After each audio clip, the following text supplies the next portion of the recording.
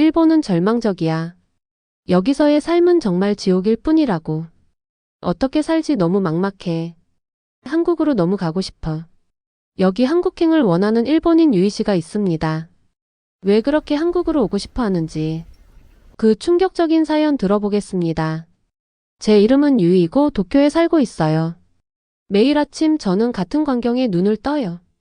작은 아파트의 차가운 공기 속에서 제 숨이 만드는 작은 구름들이 보여요. 제 히터는 간신히 작동하고 새 것을 살 여유가 없어요.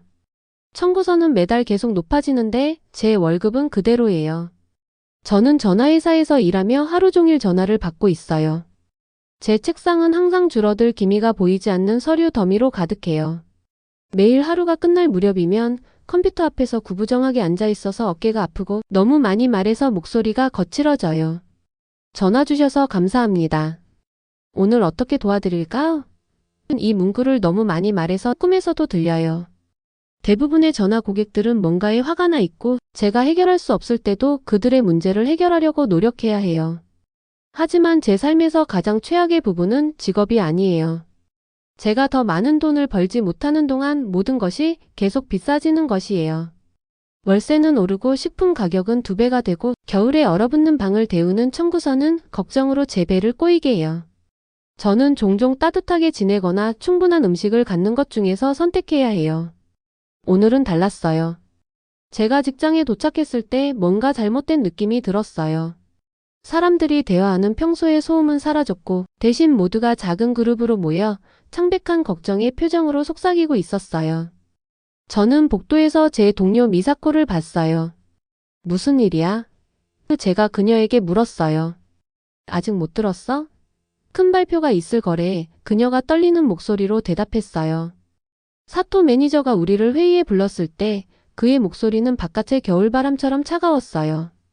회사 비용 때문에 우리 부서는 심각한 예산 삭감을 해야 합니다. 그가 우리 중 누구도 쳐다보지 않고 발표했어요. 그가 말하는 동안 저는 눈에 눈물이 맺히는 것을 느꼈어요. 빨리 그것을 깜빡이 없앴지만 가슴의 통증은 사라지지 않았어요. 우리 모두는 예산 삭감이 정말로 무엇을 의미하는지 알고 있었어요. 우리 중 일부는 직업을 잃게 될 거예요. 저는 뭔가가 바뀌어야 했지만 무엇이? 어디로 갈 수 있을까요? 일본 전체가 똑같이 춥고 똑같이 비싸고 똑같이 절망적으로 느껴졌어요. 이것보다 더 나은 무언가가 있어야 했어요. 완전히 새로운 삶으로 저를 인도할 빛이요. 다음날 직장에서 저는 전화 통화에 집중하려고 했지만 사토 매니저의 발표가 계속 제 마음속에 메아리쳤어요. 통화사의 짧은 휴식 시간에 저는 빠르게 이메일을 확인했어요. 2년 전에 한국으로 이주한 제 옛 동료 케이지로부터 온 이메일이었어요. 저는 몇 달 동안 그의 소식을 듣지 못했어요. 궁금해서 그 이메일을 클릭했어요. 안녕 유이. 서울에서의 나의 새 삶의 사진들을 공유하고 싶었어. 도쿄에서 모든 게 잘 되길 바라. 저는 아래로 스크롤하다가 숨을 들이켰어요. 사진들은 케이지가 현대적인 아파트 건물 앞에 서 있는 모습을 보여주었고 우리 옛 회사에서 그가 미소 지었던 것보다 더 환하게 웃고 있었어요. 그의 새 아파트 사진도 있었어요. 엄청 크진 않지만 깨끗하고 밝으며 큰 창문이 있었어요. 한 사진에서는 그가 새 친구들과 함께 바닥에 앉아 식사를 나누고 있었어요. 한국에서의 삶은 나에게 2번째 기회를 주었어. 그가 썼어요. 생활비는 적당하고 온돌 바닥 난방 시스템으로 겨울 난방이 놀라울 정도로 좋으며 이곳 회사들은 열심히 일하는 것을 중요시하고 직원들을 존중해. 온돌 난방? 저는 그것에 대해 들어본 적이 없었어요. 그가 포함한 링크를 클릭하고 한국 가정에는 바닥에 내장된 난방 시스템이 있다는 것을 알게 되었어요. 겨울 내내 바닥 전체가 따뜻하게 유지되어 집 전체를 데워요. 저는 아침에 제 숨이 보이는 얼어붙은 제 아파트를 생각하며 제 안에서 이상한 새로운 감정이 일어나는 것을 느꼈어요. 그것은 희망이었어요. 퇴근 후 저는 바로 집으로 가는 대신 도시도서관으로 갔어요. 저는 컴퓨터에 앉아 검색창에 한국 일자리라고 입력했어요. 수시간 동안 저는 그곳으로 이주해서 더 나은 삶을 찾은 다른 일본인들의 이야기를 읽었어요. 저는 한국의 선진 기술, 효율적인 대중교통, 그리고 저렴한 의료 서비스에 대해 배웠어요. 제 손가락은 제 생각보다 더 빠르게 움직이며 더 많은 정보를 검색했어요. 그곳에서의 일상생활은 어땠을까? 아파트 비용은 얼마나 들까? 어떤 일자리가 있을까? 정말 내가 이것을 할 수 있을까? 저는 제 자신이 서울의 거리를 걷고 사람들이 제 일을 가치 있게 여기는 깨끗하고 현대적인 사무실에서 일하는 모습을 상상했어요. 저는 실제로 따뜻하고 모든 구석까지 열이 닿는 아파트로 돌아오는 모습을 그렸어요. 이것은 실제로 가능해 보였어요. 도서관은 15분 후에 닫습니다. 스피커를 통해 목소리가 안내했어요. 저는 얼마나 늦었는지 깨닫지 못했어요. 하지만 저는 피곤하지 않았어요. 수년 만에 처음으로 저는 걱정 때문이 아니라 흥분 때문에 늦게까지 깨어 있었어요. 제 물건을 모으면서 제 손이 떨리고 있었어요. 추위나 두려움 때문이 아니라 제 안에서 자라나는 새로운 감정 때문이었어요. 집으로 가는 기차 안에서 저는 제 노트북에 목록을 작성했어요. 비자 요건 조사하기, 한국어 배우기 시작하기, 일본어 사용자가 필요한 일자리 찾기, 필요한 저축액 계산하기. 이제 얼음이 깨지기 시작했어요. 저는 아직 그것이 얼마나 힘들지 몰랐어요. 저는 저를 기다리고 있는 눈물과 논쟁 또는 새로운 언어와 문화를 배우는 도전에 대해 몰랐어요. 대신 저는 따뜻한 바닥, 새로운 가능성, 그리고 제가 단지 생존하는 것 이상을 할 수 있는 삶을 꿈꿨어요. 저는 2주 동안 한국에 관한 모든 것을 조사했어요. 일자리, 아파트, 비자, 그리고 교통에 대해 읽었어요. 서울의 영상들을 보며 저 자신이 그곳에 있는 모습을 상상했어요. 하지만 가장 어려운 부분은 아직 앞에 남아 있었어요. 가족에게 말하는 것이요. 일요일에 저는 원래 가족 저녁 식사를 위해 부모님 집으로 기차를 탔어요. 부모님은 어떻게 반응할까요? 이해하실까요? 아니면 제가 어리석다고 생각할까요? 제가 도착하니 어머니는 제가 가장 좋아하는 카레를 대접하셨고 아버지는 뉴스에 대해 이야기하셨어요. 잠시 동안 저는 아무 말도 하지 않을까 생각했어요. 모든 것이 결정될 때까지 제 계획을 비밀로 유지하는 것이 더 쉬울 것 같았어요. 하지만 지금이냐 아니면 영원히 안 될 것 같았어요. 중요한 말씀드릴 게 있어요. 저는 약간 떨리는 목소리로 말했어요. 저 한국으로 이사 갈까 생각 중이에요.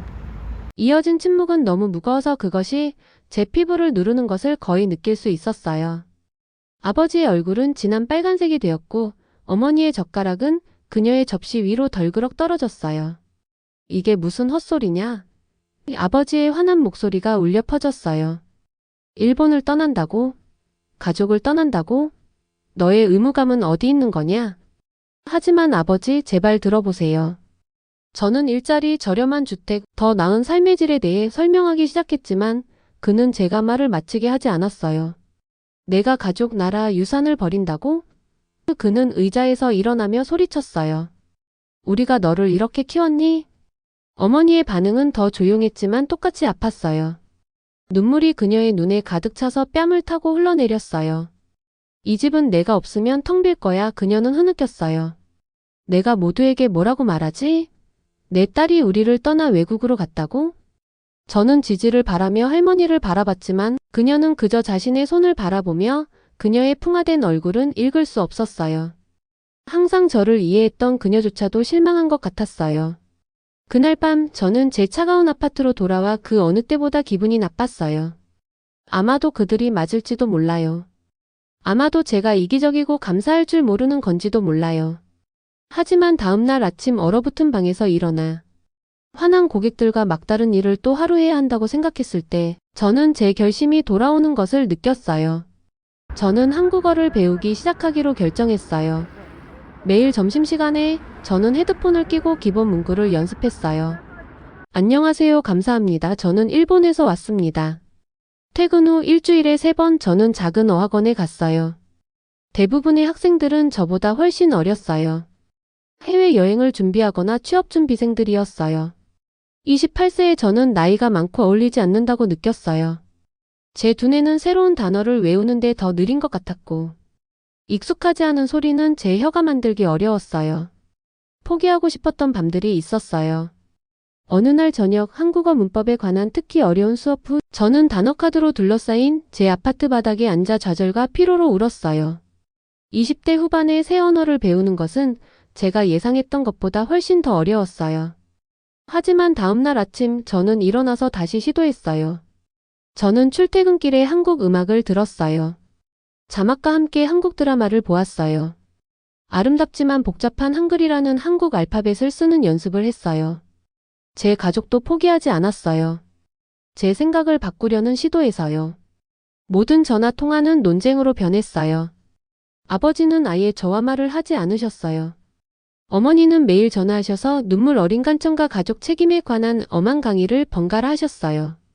착한 딸들은 부모를 버리지 않아 그녀는 한 통화 중에 말했어요. 우리가 내가 필요하면 어쩌지? 우리가 아프면 어쩌지? 이러한 대화들은 저를 지치고 의심스럽게 만들었어요. 몇 주가 지나고 논쟁은 계속되며 물결이 해안선을 침식하는 것처럼 제 정신을 갉아먹었어요. 그러나 날이 갈수록 제가 얼어붙은 아파트로 돌아와 작은 월급으로 청구서를 내기 위해 고군분투할 때마다 제 결심은 더 강해졌어요. 저는 단지 도망치는 것이 아니었어요. 저는 더 나은 무언가를 향해 달려가고 있었어요. 제가 처음 가족에게 말한 지 2달 후 저는 다시 그들을 방문했어요. 대화는 긴장되었고 짧은 교류 사이에 긴 침묵이 있었어요. 하지만 제가 떠날 때 할머니가 저를 문까지 따라왔어요. 그녀는 작고 차가운 것을 제 손바닥에 눌러주셨어요. 정교한 체인에 매달린 비치 펜던트였어요. 보호를 위해 그녀는 그녀의 눈이 저와 마주치며 속삭였어요. 그 눈에서 저는 정확히 승인은 아니지만 이해를 보았어요. 내 어머니가 내가 결혼해서 가족의 집을 떠날 때 이것을 주셨단다. 변화는 항상 어려운 거야, 유이. 저는 떠나면서 그 펜던트를 꽉 쥐었고 매 걸음은 슬픔과 결심으로 무거웠어요. 앞으로의 길은 불확실했지만 수년 만에 처음으로 그것은 새로운 곳으로 이어졌어요. 따뜻함의 약속이 있는 곳으로요. 한국행 비행기가 뜨는 아침은 회색빛이고 안개가 자욱했어요. 저는 알람이 울리기 전에 일어났는데 제 심장은 설렘과 두려움이 뒤섞인 채로 빠르게 뛰고 있었어요. 오늘이 바로 그날이었어요. 저는 정말로 일본을 떠나고 있었어요. 저는 마지막으로 제 작은 아파트를 둘러봤어요. 이제 거의 비어 있었죠. 저는 대부분의 가구를 팔았고 가져갈 수 없는 물건들은 남에게 주었어요. 제 인생 전체가 하나의 캐리어와 배낭에 담겨 있었어요. 옷, 중요한 서류들, 그리고 제가 목에 걸고 있는 할머니의 비치 펜던트까지요. 이제 정말 떠나는 거네요. 저는 마지막으로 문을 잠그며 스스로에게 속삭였어요. 열쇠는 빈 복도에 울려 퍼지는 마지막 무거운 딸깍 소리를 냈어요. 나리타 공항으로 가는 기차는 출근하는 아침 통근자들로 붐볐어요. 예전에 저와 같은 사람들, 지친 눈과 늘어진 어깨를 한 사람들이요. 그들의 삶도 언젠가 변할까요? 그들도 자신만의 더 나은 무언가를 향한 길을 찾을 수 있을까요? 저는 그러길 바랐어요. 공항에서는 모든 일이 너무 빨리 진행됐어요. 짐을 붙이고 보안 검색대를 통과하고 제 탑승구를 찾았죠. 정신을 차려보니 저는 이미 비행기에 앉아 안전벨트를 매고 이륙할 준비를 하고 있었어요. 출장이신가요? 아니면 관광이신가요? 일본인 승무원이 제 안전벨트를 확인하며 물었어요. 저는 그곳으로 이사가요? 저는 말했어요. 그 말이 제 입에서 나오니 이상하게 느껴졌어요. 비행기가 이륙하자 저는 얼굴을 창문에 대고 제 아래로 작아지는 일본을 바라봤어요. 28년 동안 제 전 세계였던 그 섬들이 이제는 파란 보드게임 위의 작은 녹색 조각들처럼 보였어요. 제 눈은 눈물로 가득 찼지만 그것이 슬픔 때문인지 안도감 때문인지 알 수 없었어요. 비행은 단지 2시간 반 정도였지만 저에게는 의심과 재고의 영원처럼 길게 느껴졌어요. 만약 제가 일자리를 찾지 못하면 어쩌죠? 만약 제 한국어가 충분히 좋지 않다면 어쩌죠? 만약 제가 도쿄에서보다 더 형편없는 상황에 처하게 된다면 어쩌죠? 하지만 이 모든 두려움 아래에는 더 강한 무언가가 있었어요. 결심이요. 저는 이제 돌아갈 수 없을 만큼 멀리 왔어요. 비행기가 인천국제공항을 향해 하강하기 시작했을 때 저는 팔걸이를 꽉 잡았어요. 창문을 통해 저는 고대 사찰과 반짝이는 마천루가 섞여 있고 모두 부드러운 산들 사이에 자리 잡은 서울의 광활한 도시를 볼 수 있었어요. 그곳은 도쿄와 전혀 달라 보였지만 어쩐지 이미 저의 집이 될 수 있을 것 같은 느낌이 들었어요. 비행기에서 내리는 순간 저는 차이를 느꼈어요. 공기가 달랐어요. 단지 온도뿐만 아니라 느낌이요. 공항 직원들은 따뜻한 미소로 도착한 승객들을 맞이했어요. 여러 언어로 된 표지판들이 저를 이민국을 통과하는 데 도움을 주었고, 그곳에서 공무원들은 제 방문 비자를 빠르고 전문적으로 처리했어요. 한국에 오신 것을 환영합니다. 이민국 직원이 미소와 함께 제 여권에 도장을 찍으며 말했어요. 저는 공항에서 서울까지 버스를 탔는데 내내 얼굴을 창문에 대고 있었어요. 모든 것이 새롭고 매혹적이었어요. 건물들의 모양, 한글로 된 간판들, 광고들의 색상들까지요. 제 심장은 공포와 경이로움이 섞인 채로 빠르게 뛰었어요.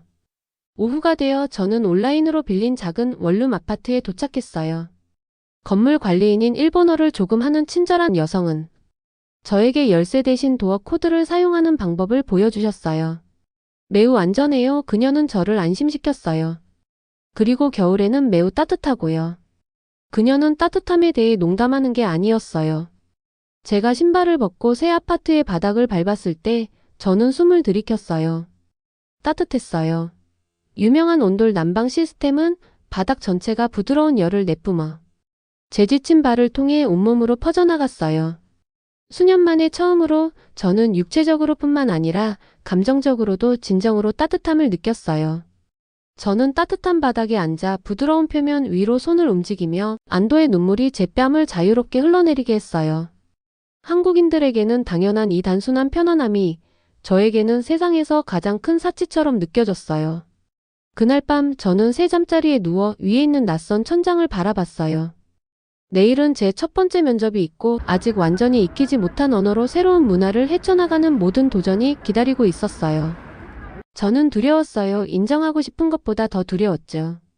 하지만 오늘 밤 제 아래 바닥에서 올라오는 따뜻함에 쌓여 저는 제가 아주 오랫동안 느끼지 못했던 무언가를 느끼게 허락했어요. 내일 무슨 일이 일어나든 저는 시도할 만큼 용감했어요. 그리고 그것 자체로 하나의 승리였어요.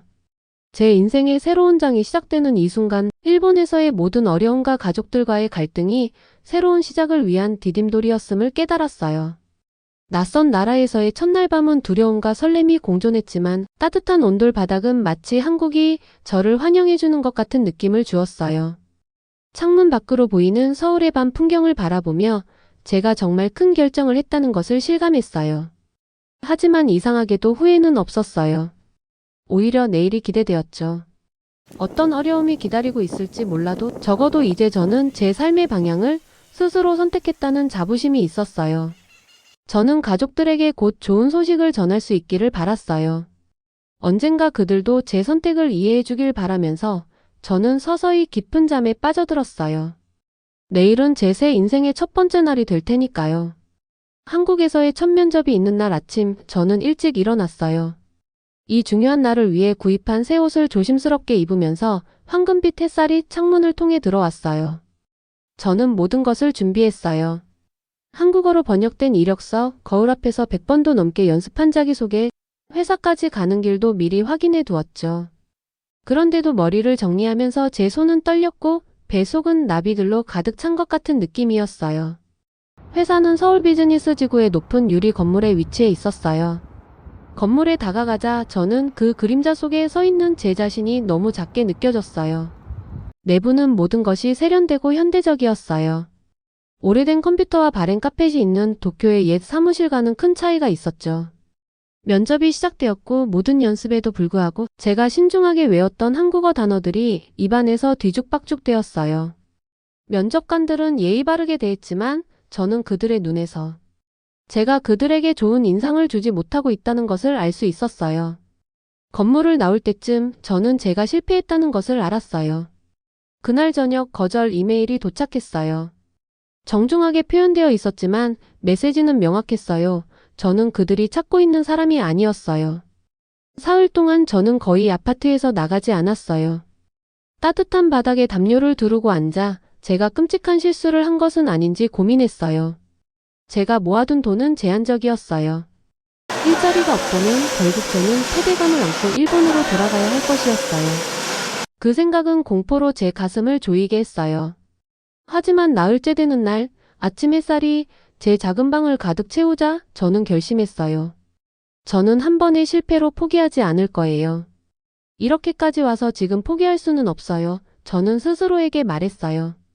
저는 더 많은 직위에 지원하기 시작했고 각 지원서는 이전보다 더 신중하게 준비했어요. 한국인들이 일본어를 연습하고 싶어하고 제가 한국어를 연습할 수 있는 언어 교환 그룹에 가입했어요. 저는 제 실수에 친절하고 인내심을 가진 사람들을 만났고 그들은 제가 성공하도록 진심으로 도와주는데 관심이 있는 것처럼 보였어요. 2주 후 저는 또 다른 면접을 보게 되었는데 이번에는 일본-한국 비즈니스 관계를 전문으로 하는 더 작은 회사였어요. 접수구역에서 기다리는 동안 갑작스러운 흔들림이 건물을 흔들었어요. 작지만 무서운 지진이었어요. 다른 사람들이 놀란 표정을 지었지만 저는 침착했어요. 일본에서 자란 덕분에 지진은 저에게 익숙했어요. 면접이 시작되자 저는 다른 방법을 시도해 보기로 했어요. 준비된 답변을 말하는 대신 저는 마음속에서 우러나오는 말을 했어요. 저는 도쿄에서 어려움을 겪고 있었기 때문에 한국에 왔어요. 저는 떨리는 목소리로 말했어요. 제 아파트는 항상 추웠어요. 청구서는 계속 올라갔고요. 제 직장은 저를 가치 있게 여기지 않았어요. 여기서 저는 따뜻함을 찾았어요. 단지 바닥 난방뿐만 아니라 제가 만난 사람들 안에서요. 제 한국어가 아직 완벽하지 않다는 것을 알지만 저는 매일 배우고 있어요. 저는 우리나라들 사이의 다리가 되고 싶어요. 친절한 눈을 가진 나이든 여성인 주요 면접관은 제 이야기를 귀에 깊게 들었어요. 제가 말을 마쳤을 때 그녀는 천천히 고개를 끄덕였어요. 타나카시, 그녀는 부드럽게 말했어요. 많은 사람들이 방금 지진에 놀랐지만 당신은 침착하게 있었어요. 그것은 성격을 보여줘요. 그리고 당신의 여정에 대한 솔직함은 용기를 보여줘요. 그런 자질들은 우리에게 완벽한 한국어 실력보다 더 가치 있어요. 이틀 후 일자리 제안이 도착했어요. 급여는 크지 않았지만 공정했어요. 혜택에는 의료보험과 주택 지원이 포함되어 있었어요. 가장 중요한 것은 저는 제 일본어와 한국어 실력을 모두 사용하여 회사들이 문화를 넘어 소통하도록 도울 수 있었어요. 이후 몇 달 동안 제 삶은 완전히 바뀌었어요. 제 아파트는 서울 곳곳을 탐험하면서 모은 작은 보물들로 장식되어 점점 집처럼 느껴지기 시작했어요. 제 한국어는 매일 향상되었어요. 직장에서 동료들은 저를 존중하고 팀 저녁 식사와 외출에 저를 포함시켰어요. 저는 한국에 대해 사랑하는 많은 것들을 발견했어요. 제가 읽거나 공부하면서 시간을 보낼 수 있는 카페들까지요. 제가 읽거나 공부하면서 시간을 보낼 수 있는 카페들까지요. 무엇보다도 저는 친구들을 찾았어요. 제 여정을 이해하는 다른 외국인들, 그리고 저를 그들의 삶에 환영해 준 한국인 친구들이요. 일본에서 저의 가족들은 서서히 제 선택을 받아들이기 시작했어요. 한때는 긴장되고 눈물로 가득했던 우리의 영상통화는 더 편안해졌어요. 어머니는 한국 생활에 대해 호기심 어린 질문을 하기 시작했고, 심지어 아버지도 마지못해 제가 전보다 더 건강하고 행복해 보인다고 인정했어요. 도착한 지 1년 후 도쿄와 서울 모두에서 벚꽃이 피는 동안 저는 제 아파트 발코니에 서서 저에게 두 번째 기회를 준 도시를 내려다보았어요. 제 여정은 단지 한 나라에서 다른 나라로 이동하는 것만이 아니었어요. 그것은 저를 천천히 짓누르고 있던 삶에서 벗어날 용기를 갖는 것이었어요. 그것은 제가 따뜻함과 기회를 누릴 자격이 있다고 믿는 것이었어요. 그것은 때로는 가장 용감한 선택이 새롭게 시작하는 것이라는 것을 배우는 것이었어요. 봄바람이 발코니로 꽃향기를 실어올 때 저는 눈을 감고 미소 지었어요. 길이 쉽지 않았고 앞으로도 더 많은 도전이 있을 것이었어요. 하지만 여기 발 아래 따뜻한 바닷가 마음속에 희망을 품고 저는 소중한 것을 찾았어요. 단지 생존만이 아니라 진정으로 살아갈 수 있는 기회를요. 오늘의 영상은 여기까지입니다. 오늘의 사연 재밌게 보셨다면 좋아요와 구독 부탁드릴게요.